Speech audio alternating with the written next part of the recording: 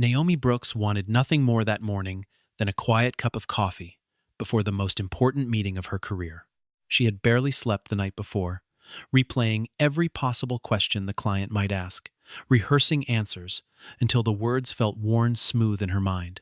Her notes were organized in careful color-coded tabs, her blazer was pressed, and the only thing standing between her and a conference room full of executives was a 5-minute stop at the coffee shop 2 blocks from her office.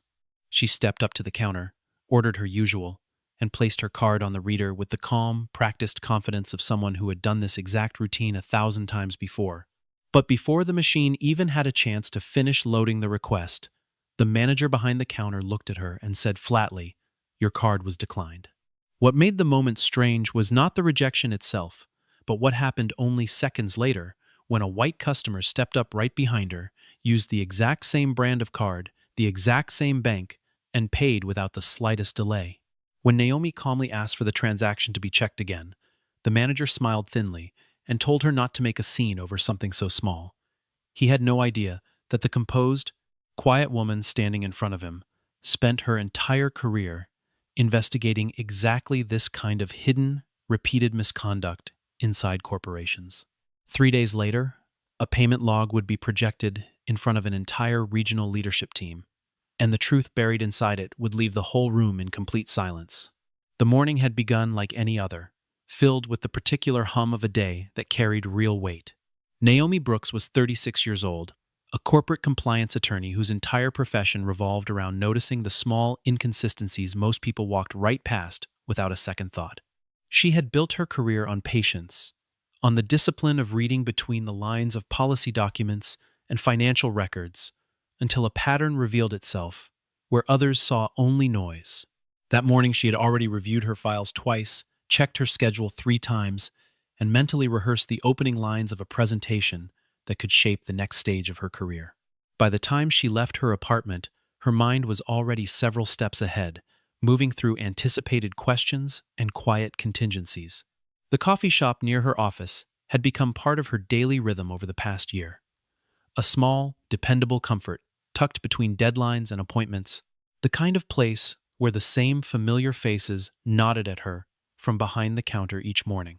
It was a bright, popular spot that day, its tables filled with people typing on laptops, murmuring into phone calls, the espresso machine hissing steadily somewhere behind the counter, the smell of roasted beans thick in the air. Nothing about the atmosphere suggested anything unusual was about to happen, and that ordinary calm made what followed feel even sharper by comparison. She reached the counter and gave her order the way she always did, a latte and a sandwich, her voice polite, unhurried, familiar with the rhythm of the transaction. The total came to just under $18, a small and forgettable amount on any normal day, the kind of purchase that should have taken less than a minute from start to finish.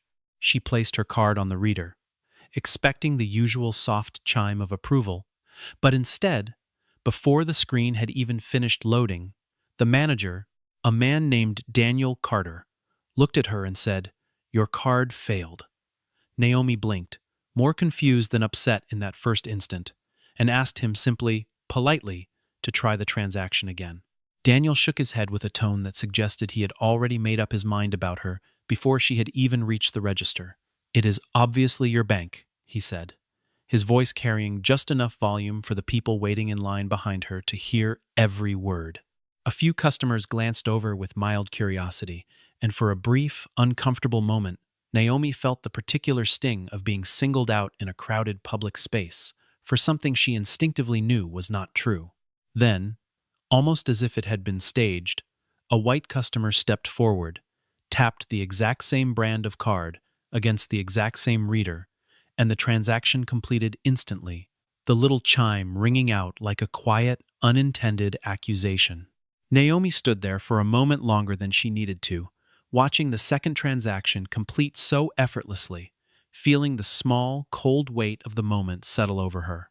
She was not the kind of person who raised her voice in public, not because she lacked the will, but because she had learned long ago that composure carried its own quiet power. Still, something about the ease of that second transaction, happening only seconds after her own had been dismissed without explanation, refused to sit comfortably in her mind. She glanced at Daniel, searching his face for some sign of embarrassment or doubt, but found only a practiced, almost bored indifference, as though this exchange happened so often it barely registered to him anymore.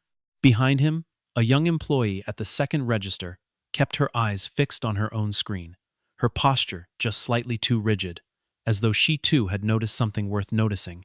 Naomi gathered her bag from the counter, thanked no one in particular, and stepped aside to let the line continue moving, her mind already beginning to sort the morning into pieces that did not quite fit together.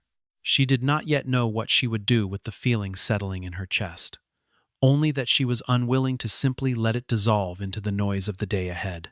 Daniel's explanations began to shift the moment Naomi pressed him further, each version of the story slightly different from the one before it. First, he insisted the machine was working perfectly fine. Then he claimed her particular card must be damaged in some way, and when she asked why he would not simply attempt the payment a second time, he told her flatly that there was no point in trying again.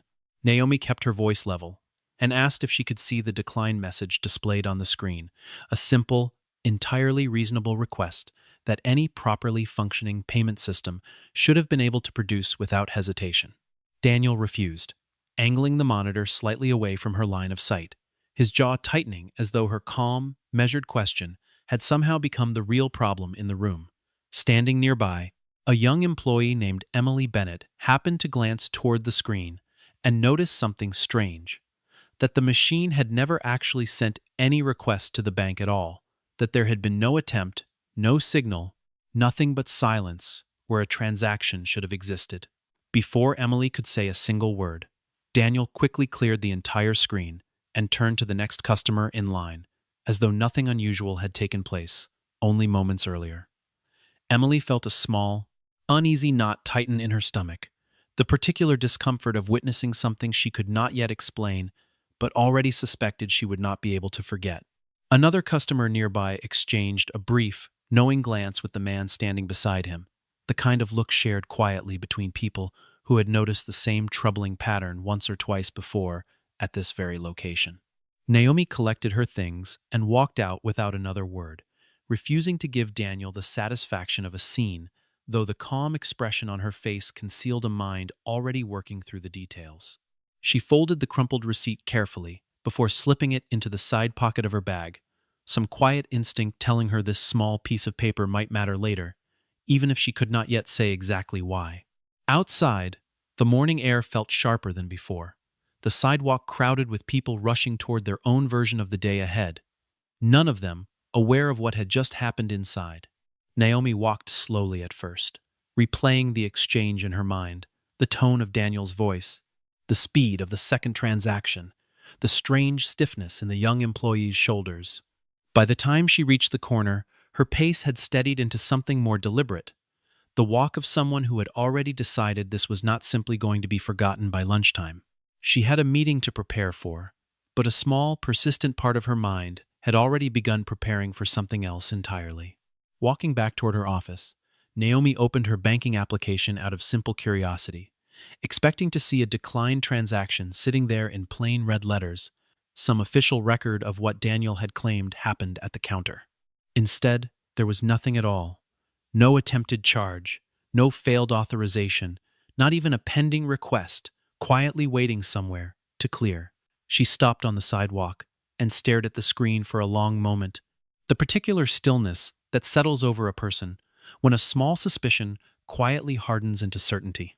She called her bank directly from the corner, and the representative on the line confirmed exactly what the empty application had already shown her, that no transaction of any kind had been submitted from that coffee shop that entire morning. There had been no decline recorded anywhere, because there had never actually been an attempt to charge her card in the first place. Naomi understood immediately what that meant, that the machine had not malfunctioned, that her bank had done nothing wrong, and that whatever had happened belonged entirely to a decision made by a person standing behind that counter. This was not a technical glitch waiting to be quietly explained away by customer service on some future phone call. This was something else entirely, something deliberate hiding just beneath the surface of a routine, everyday transaction. By the time she reached her office building, Naomi had already begun quietly gathering what she would later describe as the unglamorous foundation of any real investigation. She took a screenshot of her banking application, showing no record of the transaction, noted the exact time of the encounter down to the minute, and set the crumpled receipt flat on her desk where she could see it clearly. She did not yet know where this would lead, only that her training told her never to dismiss an inconsistency simply because it was inconvenient to pursue. Colleagues passing her office noticed nothing unusual, unaware that the woman preparing for one of the biggest meetings of her career had also quietly opened a private file on her laptop, labeled with nothing more than the date. She moved through her scheduled meeting that afternoon with her usual composure, giving no outward sign of the small storm gathering behind her calm expression. But that evening, once the office had emptied and the building had grown quiet, she returned to her notes, the receipt, and the strange, hollow silence inside her banking application, determined to understand exactly what she had witnessed. It was the beginning of a pattern she would soon discover was far larger than one uncomfortable morning at a coffee shop counter. Naomi's meeting that morning, ironically, went better than she had dared to hope, the clients responding warmly to her preparation and the careful confidence she had carried into the room, despite everything that had happened only an hour earlier. Colleagues congratulated her afterward in the hallway, unaware of the small, unresolved thread still sitting quietly at the back of her mind, tucked beneath the satisfaction of a job well done. She smiled, accepted their congratulations graciously, and returned to her office, where the folded receipt still sat exactly where she had left it on the corner of her desk. For a while she considered simply letting the matter go, telling herself that busy professionals did not have time to chase down every small injustice that crossed their path in a single week. But the more she tried to set the thought aside, the more it returned, quietly insistent, reminding her of every client case she had ever built from a single overlooked inconsistency. She had spent years teaching other people that patterns mattered more than isolated incidents, that a single strange moment deserved scrutiny only once it repeated itself in a form too consistent to ignore. By the time evening settled over the city, she had already decided she was not simply going to let the morning disappear into memory without at least asking a few careful questions first. That evening, unable to shake the feeling that she was not the only person this had ever happened to, Naomi wrote a short, careful message asking a simple question: whether anyone else had experienced a similar situation with a declined card at that same coffee shop. She was not accusing anyone by name. She was not exaggerating what had happened. She was simply asking the way a careful investigator learns to ask before drawing any conclusions of her own. Within a single day, responses began arriving faster than she expected. Dozens, and then eventually hundreds of people describing eerily similar experiences at that very location. Several Black customers described being told their cards had failed, that the machine was suddenly broken, that the shop had unexpectedly run out of coffee, or that the entire payment system was simply down for the afternoon. Yet oddly, other customers standing beside them at the very same counter, sometimes only moments apart, had no trouble paying at all, their transactions completing smoothly without a single hitch or delay. A pattern was beginning to take a visible, undeniable shape, one that Naomi recognized instantly from years spent studying exactly these kinds of quiet, repeated behaviors buried inside otherwise ordinary organizations. Among the people reading these accounts was Emily Bennett, who felt her stomach drop as she slowly realized the shop being described in message after message was the very one where she worked every single day. Emily read through account after account, late into the night, recognizing small details that matched what she had witnessed with her own eyes only that morning. She began quietly pulling up old shift schedules on her phone, cross-referencing dates and times against the stories strangers had shared, a private and increasingly uncomfortable project unfolding entirely on her own. She thought of the many mornings she had heard Daniel casually dismiss a transaction before it had ever really begun, moments she had once excused as simple impatience or a bad mood on a busy day. Now, reading these unfamiliar voices, describing the exact same excuses she had heard repeated over months, those small moments no longer felt like isolated coincidences. Emily considered saying something to a coworker, then reconsidered, unsure yet whether she was seeing a real pattern or simply connecting dots that did not actually belong together. She decided instead to quietly begin reviewing the store's camera footage during her lunch break the following day, telling herself she was simply satisfying her own curiosity rather than beginning something far larger. She had no way of knowing yet that her quiet curiosity would soon become one of the most important pieces of an investigation that was only just beginning to take shape. Other responses to Naomi's original question kept arriving over the following days, each one adding another small piece to a picture that was steadily growing clearer. One woman described being told, almost apologetically, that the shop had simply run out of the ingredients for her order, only to watch the same item sold to the customer directly behind her moments later. Another man recalled being handed his card back twice in a row with no explanation beyond a shrug and a vague comment about the machine acting up that particular morning. A college student described feeling too embarrassed to argue and simply leaving without her coffee, assuming at the time that the fault must somehow belong to her own bank. What struck Naomi most was not any single account on its own, but the way the details lined up so precisely across people who had never met each other and had no reason to coordinate their stories. She began organizing the responses into a simple spreadsheet of her own, noting dates, approximate times, and the specific explanations each employee had given for the failure. It was, in miniature, exactly the kind of methodical work she performed every day in her professional life. Except this time the subject sat far closer to home than any client file ever had. Naomi decided the next step required more than personal suspicion or a handful of scattered stories, so she submitted a formal written request to the company responsible for processing the coffee shop's card transactions, asking for a complete and detailed review of recent activity at that specific location. The request eventually landed on the desk of Ryan Lopez, a payment systems engineer whose entire job revolved around tracing exactly these kinds of irregularities buried deep inside months of transaction records. Ryan opened the payment logs expecting a routine technical review, the kind of request he handled dozens of times in an average month without much surprise. What he found instead made him sit up straighter in his chair, his coffee going cold and forgotten beside his keyboard as he scrolled slowly through page after page of data. Scattered throughout the records were numerous transactions that had been initiated and then abruptly canceled before ever actually reaching the bank, an unusual pattern for any single location to produce with such striking consistency. Every one of these canceled transactions traced back to the exact same store, the exact same shifts, and the exact same manager account, a level of consistency that immediately caught his professional attention.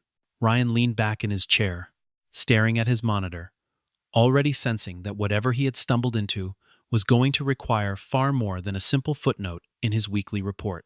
When Ryan cross-referenced the canceled transactions against the limited customer information available in the system, an unmistakable trend began to emerge from the numbers with uncomfortable clarity. The overwhelming majority of the affected customers, transaction after transaction, appeared to share a pattern that had nothing at all to do with their bank, their card issuer, or any legitimate technical fault. Uneasy about what he was seeing, Ryan began pulling additional months of data, widening his search far beyond the single week originally flagged in Naomi's complaint. He built a simple spreadsheet, cataloging each canceled transaction by date, time, employee identification, and outcome, watching as the same troubling shape repeated itself again and again across the screen. He thought briefly about dismissing it as coincidence, the way overworked engineers sometimes talk themselves out of inconvenient conclusions late at night, but the numbers refused to allow that kind of comfortable denial. By the time he closed his laptop that evening, Ryan understood that what had begun as a routine request now demanded a far more serious and formal escalation. He drafted a short summary for his supervisor, careful and precise in his language, knowing that the data itself would ultimately speak far louder than any opinion he could offer. The payment logs, once fully unpacked and organized, told a story with a clarity that left almost no room for alternative explanation. Each flagged transaction followed the exact same sequence without exception. A transaction created, then immediately canceled by the operator, and finally marked as never sent to the bank at all. There was no record anywhere within the system of an insufficient funds message, no notation of a bankside error, no legitimate decline of any kind hidden quietly within the underlying data. Ryan expanded his search across several months of stored records and found the same pattern repeating itself hundreds of separate times, a rhythm too consistent to be dismissed as coincidence and too specific to be explained by any ordinary technical fault. In every single instance, without exception, the manager account belonging to Daniel Carter appeared at the exact center of the cancellation, the digital fingerprint attached quietly to each abrupt, unexplained stop. The pattern itself was simple and damning in its repetition. Daniel would cancel the transaction himself before it ever reached the bank, and only afterward would he calmly tell the customer their card had been declined. Ryan compiled his findings into a clear, methodical report, understanding fully that what he was looking at was not a system failure at all, but a documented pattern of deliberate human decision-making, repeated with troubling, almost mechanical consistency. Before escalating anything further, Ryan allowed himself a moment of genuine doubt, the kind any careful engineer learns to sit with before drawing a conclusion this serious. He reran his queries twice more from scratch, half hoping to find some overlooked variable that would explain the pattern away as a harmless coincidence of scheduling or software. He checked whether a faulty card reader might be responsible, pulling maintenance records for the specific terminal used at that register, only to find the equipment had passed every inspection without a single flagged issue. He considered whether a temporary staffing shortage might account for rushed, error-prone transactions, but the timestamps showed no meaningful difference between busy and quiet hours. Each possible innocent explanation he tested collapsed under the weight of the same stubborn detail that the cancellations traced back consistently to one person's deliberate input rather than any flaw in the underlying system. By the time he had exhausted every reasonable alternative, Ryan understood that his discomfort was not a reason to stay quiet, but the very reason his findings needed to be taken seriously.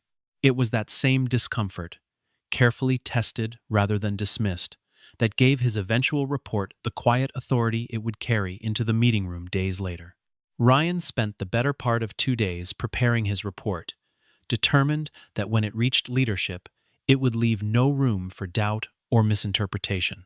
He built simple, clear charts showing cancellation rates by employee, by shift, and by store location, watching Daniel's numbers rise far above every reasonable baseline across the entire regional network.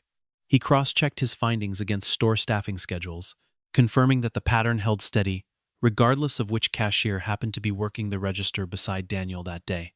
He even reached out quietly to a colleague in a neighboring department, asking her to independently verify his methodology before he forwarded anything further up the chain. She confirmed his findings within an hour, her tone noticeably careful, aware of the weight such a conclusion would carry once it reached the people responsible for making difficult decisions.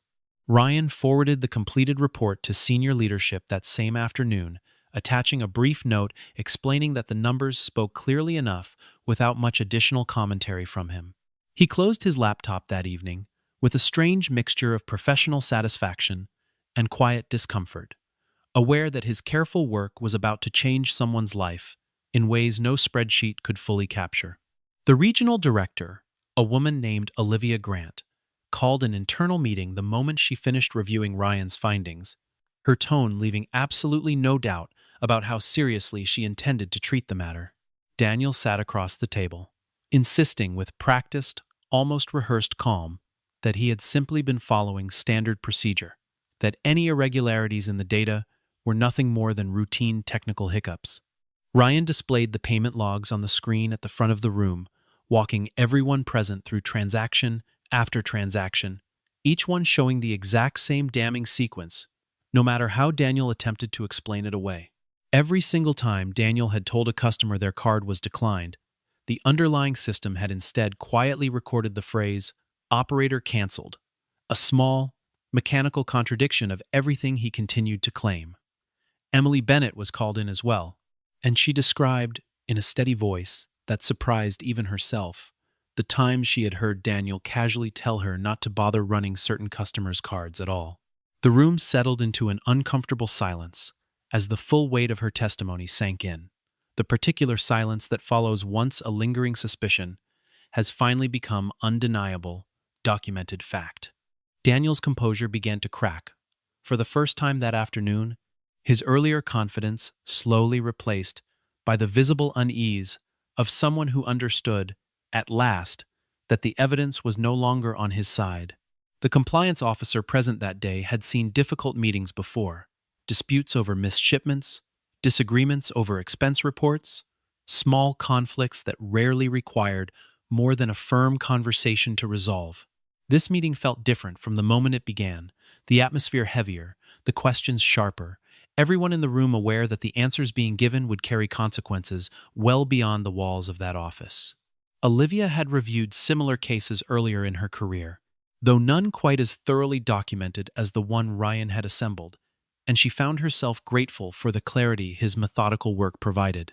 She had learned over many years in regional leadership that vague accusations rarely led anywhere productive, but precise, well-organized evidence left almost nowhere for a person to hide. As Daniel's answers grew thinner, she found her own patience thinning as well, though she kept her voice measured, unwilling to let frustration compromise the fairness of the process.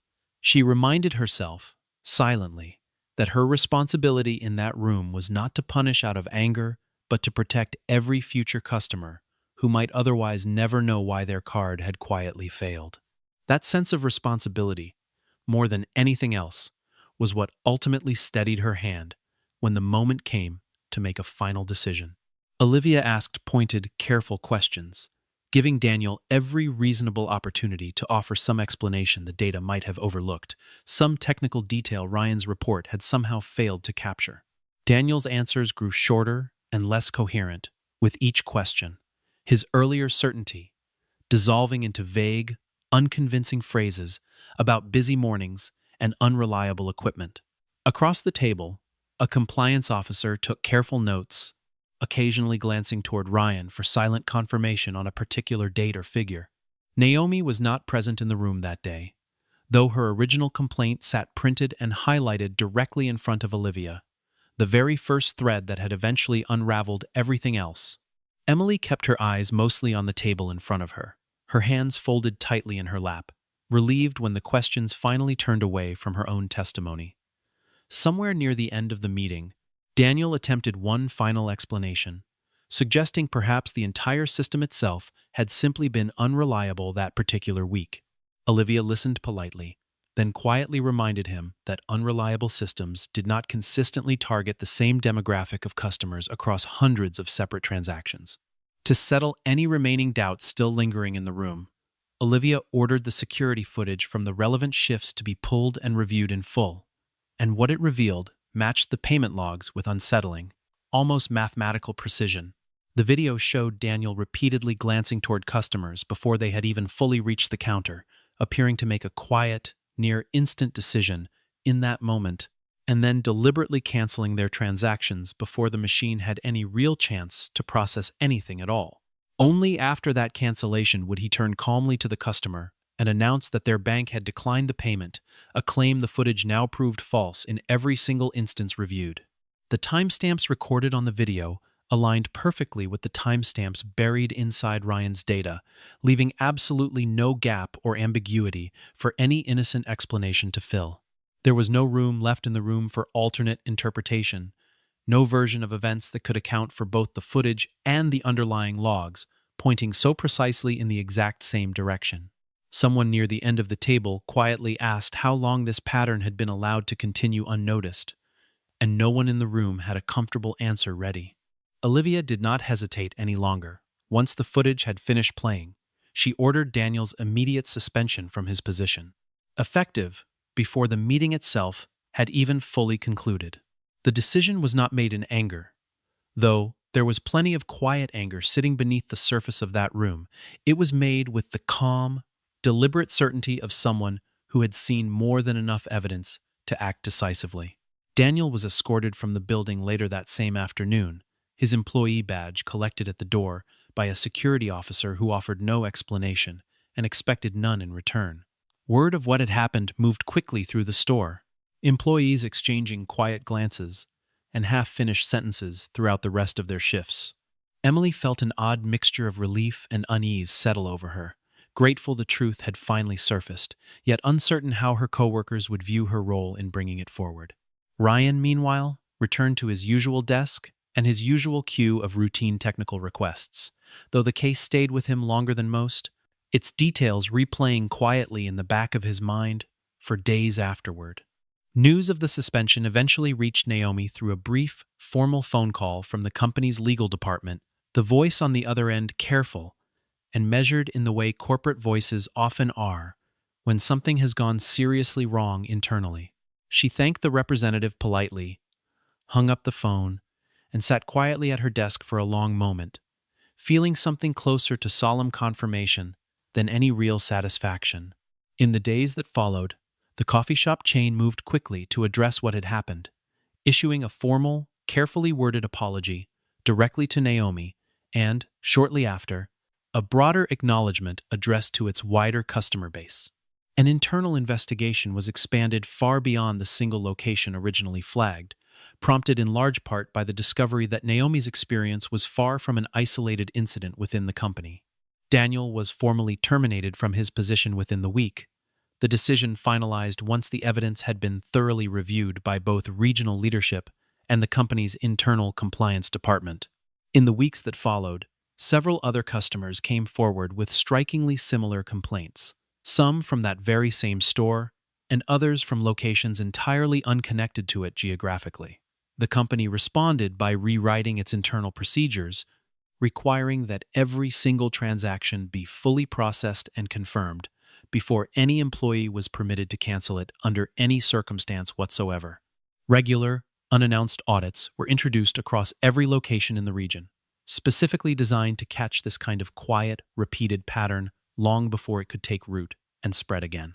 Emily Bennett was formally recognized by leadership for her honesty throughout the investigation, while Ryan Lopez was given the ongoing responsibility of building a new internal alert system designed to flag unusual transaction cancellations the very moment they occurred. Word of the investigation eventually reached other stores within the region, and several employees who had worked alongside Daniel in the past began quietly reconsidering things they had once dismissed without much thought. A former coworker recalled an offhand comment Daniel had once made about certain customers being more likely to cause trouble, a remark that had felt uncomfortable at the time, but easy enough to forget in the rush of a busy shift. Another employee remembered being trained by Daniel early in her career and being told, casually, that some transactions were simply not worth the effort of running twice. None of these memories had seemed significant enough on their own to report at the time, yet together they painted a portrait of a man whose behavior had been forming for far longer than the months captured in Ryan's data. Olivia asked her team to review complaint records reaching back several years, uncovering a handful of earlier grievances that had been logged and closed without any deeper investigation. Each of those older complaints had been resolved with a simple note attributing the issue to technical error, the same explanation Daniel had relied on for years without ever being seriously questioned. The discovery was a quiet, sobering reminder that patterns like this one rarely begin the moment they are finally noticed. They simply wait, sometimes for years, until someone finally refuses to look away. Emily's recognition came in the form of a short, sincere conversation with Olivia herself, who thanked her personally for coming forward, despite the discomfort it clearly must have caused her at the time. Emily found herself surprised by how much that simple acknowledgement mattered, having spent weeks quietly worrying she had somehow overstepped her role by speaking up at all. Ryan, for his part, approached his new assignment with a quiet sense of purpose he had not expected to feel toward what began as a routine data request. He spent long hours designing a system that would flag any unusual rate of transaction cancellation by a single employee, building in automatic alerts that would reach regional management within hours rather than months. He tested the system extensively before it launched, running simulated scenarios against months of historical data to ensure it would have caught Daniel's pattern far earlier than it actually had.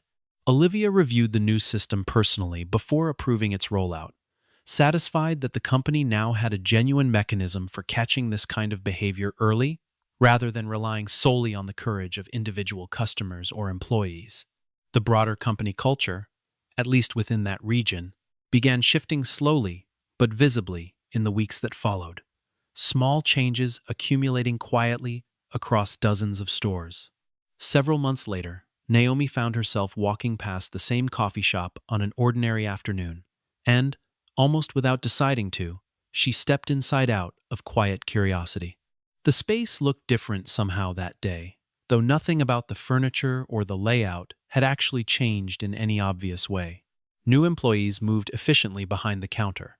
A new manager greeted customers with an easy, genuine warmth that felt entirely unforced, and the overall rhythm of the shop felt noticeably more transparent than she remembered. She watched as an older customer's card failed to process correctly during a routine purchase, and instead of a dismissive comment, the young employee immediately turned the screen around so the customer could see exactly what the machine was showing. The employee explained each step patiently, calmly trying the transaction again right in front of the customer, resolving the small issue within moments, and without a trace of suspicion or embarrassment on either side. Naomi felt something quiet settle in her chest as she watched the simple exchange unfold, not vindication exactly, but something closer to a genuine, unhurried relief. She had not returned that day to prove any point or to relive what had happened to her months earlier. She had returned simply to see whether the truth, once fully exposed, had actually changed anything real at all. She thought, briefly, about the version of herself who had walked out of this same shop months earlier, embarrassed and quietly furious, uncertain whether pursuing the matter further was even worth the effort it would demand. That version of herself had not known yet how far a single folded receipt could travel once it was placed into the right hands and examined with enough patience. She had not known that a young cashier's private discomfort would eventually become sworn testimony in a formal meeting, or that an engineer's routine data pull would eventually rewrite the training procedures of an entire regional company. Standing now in the doorway of a shop that had visibly changed, Naomi understood something she had always believed in theory, but rarely witnessed so plainly in practice, that accountability, when it finally arrives, tends to arrive quietly, built from documentation rather than confrontation. She thought of Emily, still working somewhere in the back of the shop, and hoped she understood how much her small, uncomfortable act of honesty had ultimately mattered. She thought of Ryan, too, likely seated at his desk somewhere across the city, refining the very alert system that would help catch the next version of this pattern long before it grew large enough to require hundreds of complaints to expose it. It was a strange kind of comfort, knowing that the quiet, unglamorous work behind the scenes had done more to change this place than any single argument at the counter ever could have. Standing near the door for a moment longer, Naomi noticed a small, laminated card taped discreetly near the register, outlining the store's updated policy on transaction cancellations and customer transparency. It was a small, unremarkable detail, the kind of thing most customers would walk past without ever noticing. Yet to Naomi it represented something far larger than its size suggested. She thought briefly of Emily, of Ryan, of the quiet, careful work that had turned one uncomfortable morning into a genuine, structural change within an entire company. She thought too of the many people who had responded to her simple question months earlier. Strangers who had trusted her enough to share their own uncomfortable experiences without knowing where it might lead. None of them had raised their voices. None of them had demanded a spectacle, and yet together their quiet, consistent accounts had proven far more powerful than outrage alone ever could have been. Naomi ordered a coffee, paid without incident, and watched the transaction complete instantly on the small screen in front of her, an unremarkable moment that had once been anything but simple. She walked out with the cup warm in her hand, the morning light catching the steam rising gently from its surface, and for the first time in many months, the walk back toward her office felt entirely, quietly ordinary again. Discrimination rarely begins with a shout or an obvious, dramatic insult. It usually begins instead with small, quiet decisions repeated so consistently that they eventually start to feel invisible even to the people making them. It hides comfortably inside routine moments. A canceled transaction here, a dismissive comment there, each one small enough on its own to be denied and quietly explained away. But data does not forget, and it does not lie, no matter how convincingly a person insists otherwise in the heat of the moment.